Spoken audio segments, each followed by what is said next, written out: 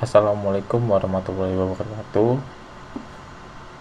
Di sini saya akan menjelaskan dan mempresentasikan tugas unmanned aerial drone dan terrestrial vessel. Sebelumnya, perkenalkan, nama saya Rifki Alfarizi, NIM 23334 dari kelas TIK A, TP Angkatan 2022. Dan ini adalah jenis drone pertama, yaitu drone multicopter. Jenis drone ini menggunakan beberapa rotor untuk mengendalikan penerbangan. Kemampuannya untuk terbang stabil dan stabil baik dalam mode vertikal maupun horizontal. Nah, adapun kekurangan dan kelebihan dari drone ini.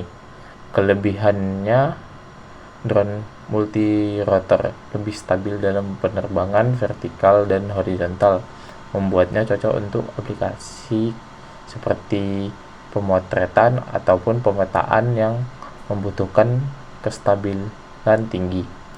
Yang kedua, lebih mudah untuk dioperasikan, terutama bagi pemula karena kontrol penerbangan yang lebih intuitif.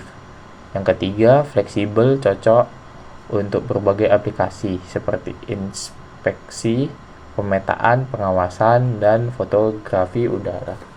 Kekurangan dari drone ini adalah memiliki daya tahan baterai yang lebih pendek dibandingkan dengan drone fixed wing karena harus mengangkat berat seluruh drone dengan banyak rotor.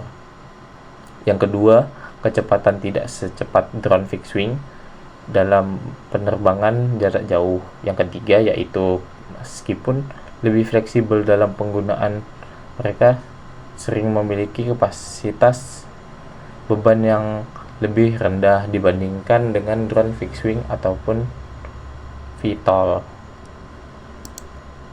Jenis drone yang kedua yaitu drone VTOL. Drone yang menggabungkan kemampuan lepas landas dan mendarat secara vertikal seperti drone multi-rotor, tetapi juga dapat terbang dengan cara mirip pesawat terbang fixed wing untuk penerbangan horizontal.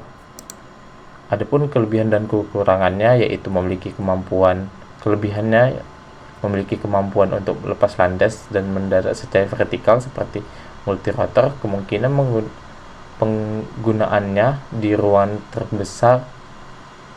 ruang terbatas tanpa memerlukan landasan pacu. Yang kedua yaitu seperti drone fixed wing dapat terbang dengan efisiensi bahan bakar dan jarak yang lebih jauh, stabil, mencapai kecepatan tinggi dalam mode fixed wing. Yang ketiga yaitu cocok untuk aplikasi yang membutuhkan kemampuan lepas landas vertikal di area terbatas namun tetap memerlukan penerbangan jauh atau cepat. Dan kekurangannya, yang pertama yaitu desain yang lebih kompleks dan lebih banyak komponen yang membuat biaya pembuatan dan perawatan lebih tinggi. Yang kedua, karena memiliki kemampuan dua mode, vertikal dan horizontal, drone ini cenderung lebih berat dan lebih mahal dibandingkan dengan drone multi-rotor atau fixed wing biasa. Yang ketiga, memerlukan perhatian lebih dalam hal kalibrasi dan pengaturan untuk memastikan transisi yang mulus antara mode terbang vertikal dan horizontal. Dan yang ketiga adalah drone fixed wing. Drone fixed wing adalah jenis drone yang memiliki sayap tetap mirip dengan pesawat terbang yang memungkinkan drone terbang menggunakan prinsip aerodinamika yang sama dengan pesawat. Kelebihan dan kekurangan yaitu memiliki kemampuan untuk lepas landas dan mendarat secara vertikal seperti multi-rotor, memungkinkan pengguna di ruangan terbatas tanpa memerlukan landasan pacu. Yang kedua, seperti drone fixed wing, dapat terbang dengan efisiensi bahan bakar dan jarak yang lebih jauh setelah mencapai kecepatan tinggi dalam mode fixed wing. Cocok untuk aplikasi yang membutuhkan kemampuan lepas landas vertikal di area terbatas, namun tetap memerlukan penerbangan jarak jauh atau kecepatan tinggi. Kekurangannya, desain yang lebih kompleks dan lebih banyak komponen yang membuat biaya pembuatan dan perawatan lebih tinggi. Karena memiliki kemampuan dua mode vertikal dan horizontal, drone ini cenderung lebih berat dan lebih mahal dibandingkan dengan drone multi-rotor ataupun fixed wing biasa.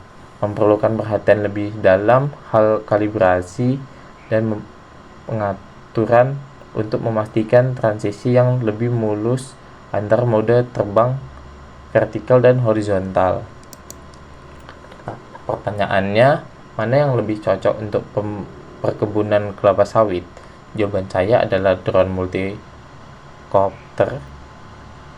karena lepas landas dan mendarat vertikal ideal di area terbatas dan tidak memerlukan landasan pacu panjang. Yang kedua, manuver presisi memungkinkan survei dan pemantauan tanaman yang padat, yang sulit dijangkau. Yang ketiga, mudah dikendalikan, cocok untuk operator dengan pengalaman terbatas. Yang keempat, yaitu biaya lebih rendah dan lebih efisien untuk aplikasi sehari-hari seperti pemetaan dan inspeksi. Terima kasih. Wassalamualaikum warahmatullahi wabarakatuh.